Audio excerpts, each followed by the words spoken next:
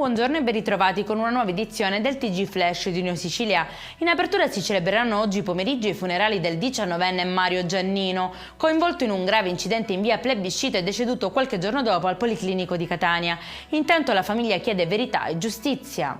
Scovata dalla polizia di Catania una discoteca abusiva a Ognina. Per partecipare alla serata che vedeva centinaia di avventori, alcuni clienti avevano pagato anche 600 euro. Tutti i lavoratori però erano irregolari. Scatta pertanto una maxi sanzione, denunciati i titolari e il locale sequestrato.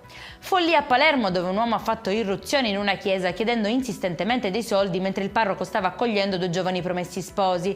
In pochi minuti però la situazione è sfuggita di mano e a pagarne le conseguenze è stato proprio il sacerdote, che è stato colpito con un pugno al volto. L'aggressore è poi fuggito e il prete ha sporto denuncia.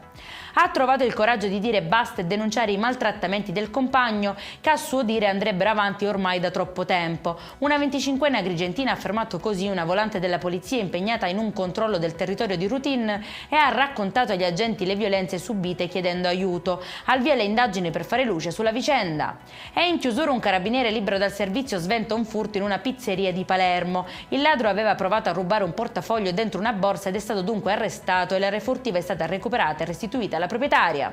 Per questa edizione è tutto, prossimo appuntamento alle 19:30. Buona giornata.